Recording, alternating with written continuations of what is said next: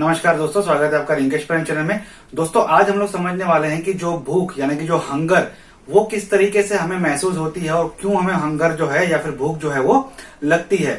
एक साइकोलॉजिकली हम लोग सोचते हैं कि हम लोग ने जो खाना खा लिया है वो पच गया होगा शायद, और शायद वो पचने के बाद अभी जो हमारे शरीर को और खाना चाहिए, इसलिए हमें और खाना खाने की जरूरत है। तो ये एक साइकोलॉजिकली हर व्यक्ति जो है वो सोचता है, जो कि कुछ हद तक ठीक है, लेकिन कुछ हद तक ये बिल्कुल ठीक नहीं है।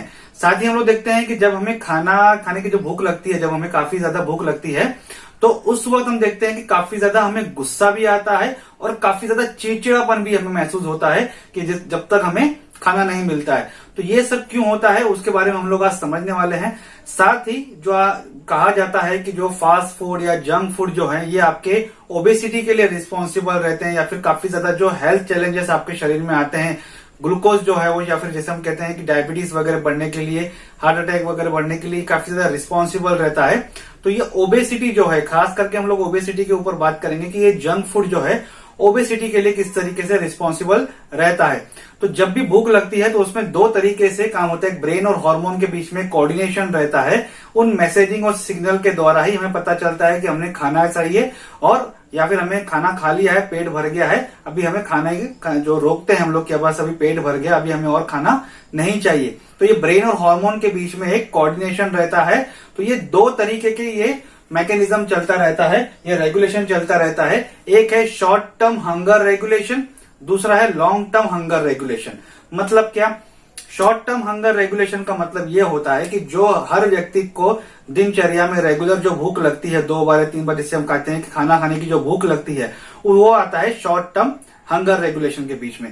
तो वो हम पहले समझ लेंगे कि ये जो रेगुलर जो भूख लगती है, फिर भूख लगने के बाद जब हम खाना खा लेते हैं, फिर वो पेट कैसे भरता है, उसका सिग्नल कैसे जाता है, वो चीजें हम लोग पहले समझेंगे।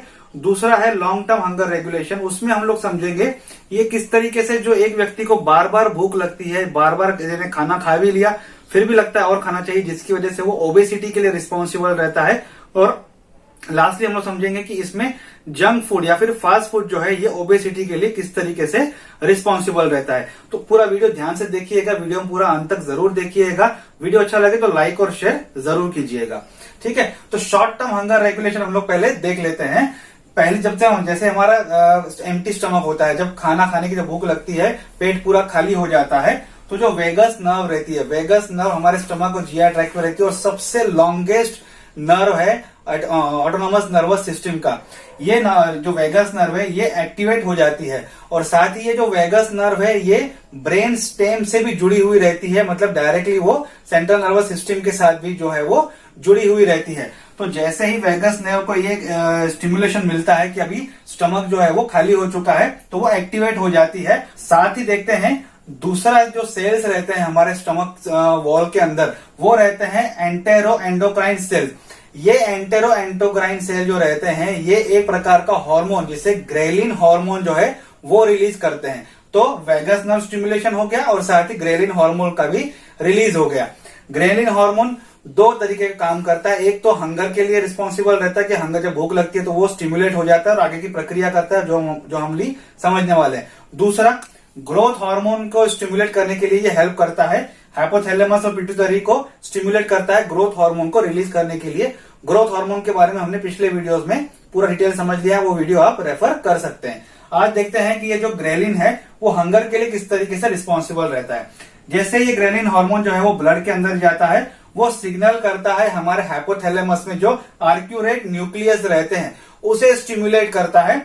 ये आर्क्यूरेट न्यूक्लियस क्या करता है? सबसे पहली बात तो है वो एनर्जी होम्योस्टेसिस मेंटेन करते हैं, मतलब ज्यादा एनर्जी वेस्टेज नहीं होने देते, एनर्जी लेवल को मेंटेन करने का काम करते हैं। सबसे प्रायोरिटी पे पहला ये काम करते हैं ताकि ज्यादा एनर्जी वेस्ट ना हो। दूसरा क्या करते हैं, जैसे ये वेगस नर्व और ग्रेलिन ये दोनों ही जो है साथ में स्टिमुलेट हो जाती हैं, तो ये आर्क्यूरेट नर्व में से एक ग्रुप ऑफ न्यूरॉन को जो है स्टिमुलेट कर लेती हैं। वो है एपेटाइट स्टिमुलेटिंग न्यूरॉन, यानी कि भूख लगने वाला जो न्यूरॉन है उसे स्टिमुलेट करने का काम ये वेगस नर्व और ग्रेलिन करती हैं। किसके अंदर? जो कि हाइपोथैलेमस के अंदर जो आर्क्यूरेट नर्व्स रहते हैं। अब कुछ टर्म्स आपको क्लियर नहीं हो रहे होंगे, आर्क्यूरेट नर्व ये वगैरह, तो पिछले वीडियो आप पूरा रेफर कर सकते हैं। साथ ही डाइजेस्टिव सिस्टम में HCl जो स्टमक के अंदर एसिड कैसे बनता है ये पूरा सीरीज मैंने बनाया था, वो वीडियो पूरे रेफर कर सकते हैं। ठीक है, तो वेगस नर्व, ग्रेलिन दोनों मिलके आर्क्यूरेट नर्व को स्टिमुलेट करते हैं। वहां पे ग्रुप ऑफ न्यूरॉन रहता है जिसका नाम रहता है एपेटाइट स्टिमुलेटिंग न्यूरॉन। उसे स्टिमुलेट करती है दो तरह के प्रोटीन रिलीज करने के लिए। दो तरह के प्रोटीन कौन से हैं? एक तो न्यूरोपेप्टाइड वाई और दूसरा है अगाउटी रिलेटेड पेप्टाइड यानी कि AGRP।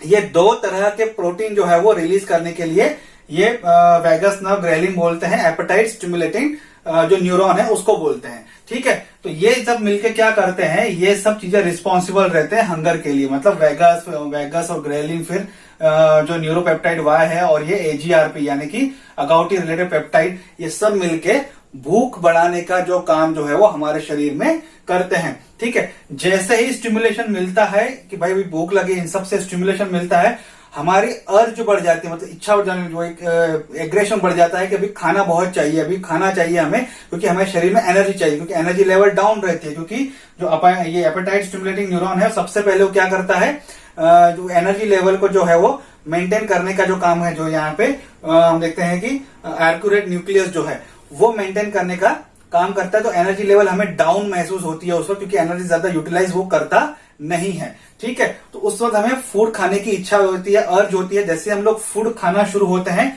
तो स्टमक में देखते हैं कि जो HCl है, जैसे वो फूड आता है HCl रिलीज होना शुरू होता है। ठीक है, तो HCl अगर जब तक फूड नहीं आता है स्टमक के अंदर, तब तक ये HCl सीक्रेशन बढ़ता जाता है, जिसकी वजह से पेट में एक खिंचाव महसूस होता है, पेट में एक थोड़ा सा दर्द जैसा भी महसूस होता है। ठीक है, तो जैसे ही हम देखते हैं कि ये जो पेन होकर शुरू होता है, साथ ही उसके साथ हमें चिड़चिड़ापन और गुस्सा आना शुरू हो जाता है। तो वो चिड़चिड़ापन और गुस्सा क्यों आता है? न्यूरोपेप्टाइड वाई की वजह से। यही जो प्रोटीन है यही रिस्पॉन्सिबल है हमारे शरीर में हंगर के लिए, चिड़चिड़ापन के लिए और गुस्सा के लिए। जब खाने के टाइम पे जो गुस्सा वगैरह आता है, जो चिड़चिड़ापन आता है, वो ये न्यूरोपेप्टाइड वाई सबसे ज्यादा रिस्पॉन्सिबल रहता है। तो जैसे हमने फूड खाया, हमारे अंदर फूड आना शुरू हो गया, स्टमक के अंदर फूड जाना शुरू हो गया, तो वो एक चर्निंग प्रोसेस के द्वारा वो फूड का जो है वो ब्रेकडाउन शुरू हो जाता है। तो जैसे ही वो ये जो चर्निंग प्रोसेस है ये कैसे होती है, स्टमक के जो वॉल, जो मसल्स रहते हैं उनमें कॉन्ट्रैक्शन आना शुरू हो जाता है।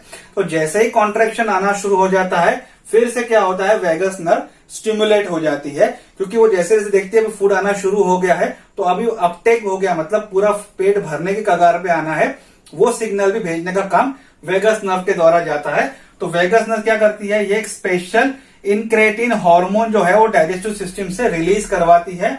दो तरह के हार्मोन रिलीज करवाती है, एक तो है GLP-1 यानी कि ग्लूकागॉन लाइक प्रोटीन 1 और CCK यानी कि कोलेसिस्टोकाइनिन। ये दो तरह के हार्मोन जो है वो डाइजेस्टिव सिस्टम से रिलीज करवाता है वेगस नर्व जो है। ये क्या करती है, ये क्या एक्टिवेट करती है, सटाइटी स्टिमुलेटिंग हार्मोन जो कि आर्क्यूरेट न्यूक्लियस में रहता है, जो कि हाइपोथैलेमस में रहता है। तो आर्क्यूरेट न्यूक्लियस के अंदर एपेटाइट स्टिमुलेटिंग न्यूरॉन भी रहते हैं और सटाइटी स्टिमुलेटिंग हार्मोन भी रहते हैं। ठीक है, तो अब क्या होता है कि भूख लगने का पेट भरना है, तो उसे सटाइटी कहा जाता है, मतलब अभी पेट मेरा भर गया। तो सटाइटी स्टिमुलेटिंग हार्मोन को ये स्टिमुलेट करती है एक प्रकार का न्यूरोपेप्टाइड रिलीज करने के लिए। न्यूरोपेप्टाइड क्या करता है, सेंट्रल नर्वस सिस्टम के द्वारा स्टिमुलेशन लेके एक हार्मोन रिलीज करता है। ठीक है, तो न्यूरोपेप्टाइड एक रिलीज करने के लिए बोलती है, वो न्यूरोपेप्टाइड का नाम है POMC यानी कि प्रो ओपियो मिलेनोकार्टिन। प्रो ओपियो मिलेनोकार्टिन जो है ये रिलीज करने के लिए बोलती है, जो एक मैसेज जाता है, एक मैसेज के द्वारा पता चलता है कि भाई वो मैसेज आता है एक हार्मोन के द्वारा, उस हार्मोन का नाम है लेप्टिन। तो लेप्टिन के द्वारा एक मैसेज जाता है सटाइटी स्टिमुलेटिंग हार्मोन को कि अभी स्टॉप हो जाओ, अभी पेट भर गया है, अभी खाना नहीं चाहिए, स्टॉप कर दो, पेट मेरा पूरा भर चुका है। वो लेप्टिन के बारे में आगे समझेंगे। साथ ही ये जो POMC है ये दो और तरह हार्मोन को जो है वो स्टिमुलेट करता है, जैसे कि इसके नाम में लिखा है प्रो ओपियो मिलेनोकार्टिन। तो मिलेनो मतलब मिलेनोसाइट स्टिमुलेटिंग हार्मोन को भी ये स्टिमुलेट करने में हेल्प करता है। साथ ही कॉर्टिन यानी एड्रेनोकॉर्टिकोट्रोपिक हार्मोन जो रहता है उसे स्टिमुलेट करने में, उसे रिलीज करने में भी ये POMC हेल्प करता है। तो ये एक सिंपल दिनचर्या है एक व्यक्ति के अंदर, जैसे भूख लगती है, भूख लगने के बाद खाना जाने के बाद और फिर सटैटी जो होती है, मतलब पेट भर गया उसके बाद अभी खाना नहीं चाहिए, वो किस तरीके से होती है वो मैंने आपको यहाँ पे सिंपल तरीके से समझाया। अगर क्लियर नहीं होगा तो फिर से रिपीट करके आप ये वीडियो देख सकते हैं। अब आते हैं दूसरा टॉपिक है, यानी कि लॉन्ग टर्म हंगर रेगुलेशन। ये होता है फैट सेल्स के द्वारा रेगुलेट होता है, जिसमें आदमी कंटिन्यू खाना खाते जाता है, कंटिन्यू खाना खाते जाता है। मतलब खाना खा लिया, कुछ समय बाद फिर उसे भूख लगेगी, उससे लगा कुछ ना कुछ खाना चाहिए और खाना चाहिए और खाना चाहिए, जिसकी वजह से धीरे धीरे धीरे धीरे वो ओबेस हो जाता है, मोटा हो जाता है। उसके शरीर में हम देखते हैं कि फैट डिपोजिशन काफी ज्यादा हद तक बढ़ जाता है। तो ये होता कैसे है वो देखते हैं, ठीक है। तो ये जो सिस्टम है, ये ब्रेन और बॉडी हंगर मैनेजमेंट टिश्यू जो रहते हैं वो रेगुलेट करते हैं। तो ये एक प्रकार का एडिपोज टिश्यू में रहते हैं, जो कि एडिपोज टिश्यू मतलब क्या, फैट सेल्स जो रहते हैं, फैट सेल्स एडिपोज टिश्यू रहते हैं, जैसे चर्बी जिसे हम लोग कहते हैं, उसके अंदर फैट सेल्स रहते हैं। फैट सेल्स के अंदर फैट ड्रॉपलेट्स रहते हैं, जो कि एक प्रकार का रिजर्वायर्स के करके इस्तेमाल होते हैं हमारे बॉडी में। जैसे कि हम देखते हैं ऊंट जो है एक रिजर्वायर रखता है, उसके जो कुबड़ा टाइप रहता है उसमें वो पानी रिजर्वायर करता है कि वो लंबे समय तक अगर जा रहा है तो। साथ ही हमारे बॉडी में जो फैट रिजर्वायर रहते हैं वो एनर्जी के एक रिजर्वायर्स रहते हैं, कि वो फैट को रिजर्व करके रखते हैं, अपने अंदर रखते हैं, ताकि जब इमरजेंसी हो या फिर स्टारवेशन, जब वो उपवास वगैरह रखते हैं तो यही फैट कन्वर्ट होता है ग्लूकोज में और फिर एनर्जी में। अब ग्लूकोज जो कन्वर्शन है वो कार्बोहाइड्रेट से अगर होता है तो उसे ग्लूकोजेनेसिस हम लोग प्रोसीजर के द्वारा कहते हैं, कि सिंपल कार्बोहाइड्रेट से ग्लूकोज बनता है, वो एनर्जी हमें प्रोवाइड होती है। ये वीडियो डिटेल में समझना है तो कार्बोहाइड्रेट का टॉपिक आप समझ सकते हैं। लेकिन जो ग्लूकोज है वो कार्बोहाइड्रेट के अलावा अगर बन रहा है, मतलब लिपिड से बन रहा है या प्रोटीन से बन रहा है, तो उस प्रक्रिया को कहा जाता है ग्लूकोनियोजेनेसिस। तो इसी तरीके से जब फैट काफी ज्यादा स्टोर हो जाता है और स्टारवेशन होता है, जब भूख लगती है या फिर उपवास वगैरह रहता है या फिर कोई ऐसी इमरजेंसी आ जाती है जब हमें खाना नहीं मिल रहा है, तो उस सिचुएशन में यही जो स्टोर्ड फैट है जो कि एडिपोज टिश्यू के अंदर है वो कन्वर्ट होता है ग्लूकोज में और फिर वो एनर्जी हमें प्रोवाइड करता है। तो ये जो तरीका है वो प्रोसेस है वो ग्लूकोनियोजेनेसिस द्वारा होती है, ठीक है। अब खाना मैंने खा लिया, तो खाना खाने के बाद जो ये फैट सेल्स हैं, फैट सेल में से लेप्टिन हार्मोन करके रिलीज होता है। ये लेप्टिन हार्मोन जो है इस जो सटाइटी स्टिमुलेटिंग हार्मोन रहता है उसको स्टिमुलेट करता है। ये बोलता है कि अब बस खाना हो गया, अभी और खाना नहीं चाहिए। तो ये जो लेप्टिन हार्मोन है ये जब भी सिग्नल देगा ब्रेन को, तो वो ब्रेन में जो न्यूरोट्रांसमीटर है, ये जो न्यूरोपेप्टाइड ट्रांसमीटर है प्रोओपियो मेलेनोकॉर्टिन, ये मैसेजिंग करेगा कि बस अभी खाना नहीं चाहिए, नहीं खाना चाहिए, खाने को जो लेना है अपटेक है उसे रोको।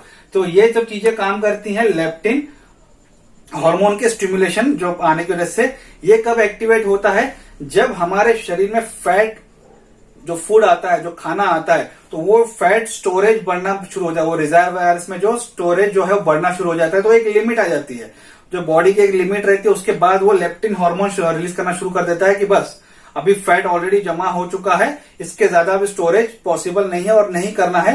पहले ये फैट जो स्टोर हो गया है उसे इस्तेमाल करो, उसके बाद दूसरा खाना खाना। तो ये नॉर्मल प्रक्रिया रहती है हमारे शरीर की। इसको मैं थोड़ा सा कंटिन्यू कर रहा हूं टॉपिक को, अब आएंगे उधर पे, ठीक है। अब ये जो लेप्टिन हार्मोन है ये इंसुलिन डिपेंडेंट रहता है।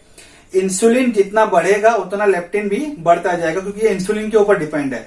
तो ग्लूकोज और फैट अगर जितना हमारे शरीर में आता जाएगा, तो ग्लूकोज अगर आएगा तो इंसुलिन बढ़ जाएगा, जो कि पैंक्रियास से आ रहा है। इंसुलिन स्टिमुलेट करेगा लेप्टिन को कि भाई तू भी अपना काम कर, तू भी फैट का इंटेक जो है वो अभी रोकने के लिए ब्रेन को स्टिमुलेशन दे दे। तो वो वहां पे वो भी अपना काम शुरू कर देता है। तो लेप्टिन इंसुलिन डिपेंडेंट रहता है, ठीक है। तो जितना ज्यादा इंसुलिन बढ़ेगा उतना ज्यादा लेप्टिन बढ़ेगा। तो इसीलिए कहा जाता है कि अगर जिनमें हम कहते हैं जो शुगर वगैरह है उनमें ओबेसिटी ज्यादा बढ़ जाती है, मोटापा, क्योंकि इंसुलिन ज्यादा काम नहीं कर पाता है, तो इसकी वजह से लेप्टिन भी ज्यादा काम नहीं कर पाता है। तो इसलिए मोटापा बढ़ने का कारण बनता है, क्योंकि शरीर को पता ही नहीं चलता है, ब्रेन को, कि अभी फैट कितना डिपॉजिट हो गया और मुझे कब रुकना है। तो ये रोकने के लिए कहता है लेप्टिन। पर ये प्रॉब्लम कहाँ आता है अभी वो आगे समझेंगे। पहले तो ये समझ लीजिए कि जितना ज्यादा फैट होगा हमारे शरीर में, फैट फूड जितना ज्यादा जाएगा उतना ही ज्यादा लेप्टिन का स्टिमुलेशन होगा, वो उतना ही ज्यादा मैसेज देगा ब्रेन को कि बस अब खत्म करो, स्टॉप करो। ताकि पहले वो बोलेगा कि ये यूटिलाइज करो फैट को, ये जो शरीर में चर्बी आ गई वो यूटिलाइज करो, उसके बाद फिर दूसरा खाना खाना। लेकिन अब आते हैं ये टॉपिक पे कि ये जो तकलीफ होती है कि लोगों को बार बार खाने की इच्छा होती है या फिर ओबेसिटी बढ़ जाती है या फिर फास्ट फूड जो है किस तरीके से रिस्पॉन्सिबल रहता है, वो रहता है लो लेप्टिन डिटेक्शन एक्टिविटी के कारण।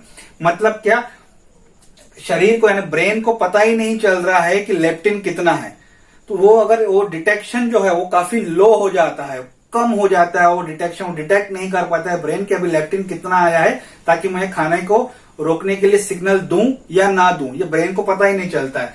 तो ये होता क्या है, जैसे ही ये लो लेप्टिन डिटेक्शन एक्टिविटी होती है तो इसकी वजह से बार बार हमें भूख लगना शुरू हो जाती है। ये होती है दो कारण की वजह से, एक होता है फास्ट फूड, दूसरा है जेनेसिस यानी जेनेटिक जिसे हम लोग कहते हैं। जेनेटिक समझ लीजिए कि अगर माँ के जो दूध है, जो लैक्टेटिंग मदर है, उसमें अगर हाई फैटी है, उसमें जो लैक्टेटिंग मिल्क है, हाई फैट लैक्टेटिंग मिल्क है अगर, तो वो बच्चे के अंदर ट्रांसफर होता है और बच्चे में जेनेटिकली ये सब चेंजेस आना शुरू हो जाते हैं। तो अभी देखते हैं कि फास्ट फूड जो है वो किस तरीके से रिस्पॉन्सिबल है।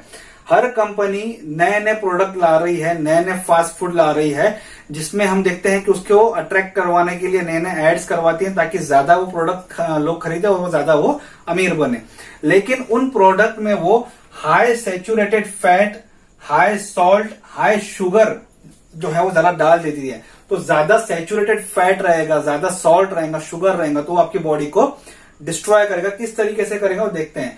ये सब फूड जो रहता है प्रोसेस फूड रहता है और इसमें एनर्जी हाई लेवल पे रहती है एंड जैसे आप खाते हैं आपको फ्रेशनेस जो है महसूस होता है, ठीक है। तो ये हाई सैचुरेटेड फैट क्या होता है, ब्रेन में जाता है, ब्रेन में जो न्यूरॉन को है, न्यूरॉन को ट्रिगर करता है, उन्हें इन्फ्लामेशन करता है, यानी कि उन्हें परेशान करता है, न्यूरॉन को ज्यादा टेंस करता है, जिसकी वजह से न्यूरॉन में एक इन्फ्लामेशन आ जाता है, एक सूजन आ जाती है, जिसकी वजह से क्या होता है, जो न्यूरॉन है उनमें स्ट्रेस बढ़ जाता है, टेंशन बढ़ जाती है न्यूरॉन में, न्यूरॉन प्रॉपर तरीके से अपना काम नहीं कर पाता है। ये जो इस तरीके के जो न्यूरॉन्स हैं, ठीक है, सैटाइट स्टिमुलेटिंग न्यूरॉन्स है कि भूख अभी नहीं लगनी चाहिए, यानी पेट अभी भर गया है, उन ऐसे न्यूरॉन्स पे जाके वो अफेक्ट करता है। कौन, ये हाई सैचुरेटेड फैट जो रहता है वो सबसे ज्यादा उन्हें ट्रिगर करता है, उनको न्यूरॉन को डिस्टर्ब करता है, जिसकी वजह से क्या होता है, इम्प्रॉपर फंक्शनिंग होता है। क्या करता है, लेप्टिन की जो सेंसिटिविटी है उसे रेसिस्ट करता है। मतलब लेप्टिन शरीर के अंदर बन रहा है, फैट ज्यादा चला गया, फैट फूड ज्यादा चल गया, लेप्टिन भी बन रहा है, लेकिन न्यूरॉन और लेप्टिन के बीच में जो कनेक्टिविटी थी वो इसको डिस्टर्ब कर लेता है। कौन, हाई सैचुरेटेड फैट, जो कि आजकल के जंक फूड या फास्ट फूड में सबसे ज्यादा पाया जाता है। इसकी वजह से क्या होता है कि हमें ज्यादा हंगर लगती है, क्योंकि ब्रेन को पता ही नहीं चलता है कि अभी कब रोकना है, तो वो ये जो रहता है सैटाइट स्टिमुलेटिंग न्यूरॉन ये कंफ्यूज हो जाता है। तो वह थोड़ी देर के बाद फिर से लगता है कि भूख लगी है, फिर खाओ, थोड़ी देर बाद फिर से लगता है भूख लगी है, फिर खाओ, क्योंकि ये जो लेप्टिन और जो ब्रेन के जो न्यूरॉन्स है इनके बीच में जो कनेक्टिविटी है वो डिस्टर्ब हो जाती है। ये high saturated fat, salt, sugar की वजह से, जो कि जंक फूड और फास्ट फूड से सबसे ज्यादा हमें मिलता है, जैसे कि चीज हो गया, बर्गर हो गया, पिज्जाज हो गए, इस तरीके से जो फूड्स हैं उसमें से सबसे ज्यादा ये चीजें मिलती हैं हमारे शरीर को और वो सबसे ज्यादा ट्रिगर करती है हमारे ब्रेन में न्यूरॉन्स को। तो इसी तरीके से फास्ट फूड रिस्पॉन्सिबल है ओबेसिटी के लिए। आई होप आपको आज का वीडियो अच्छा लगा होगा। वीडियो अच्छा लगे तो लाइक और शेयर जरूर कीजिएगा। अगर आपको कोई कमेंट है तो आप कमेंट बॉक्स में कमेंट कर सकते हैं और मुझे इस चैनल को सपोर्ट करने के लिए प्लीज सब्सक्राइब कीजिए। Thank you.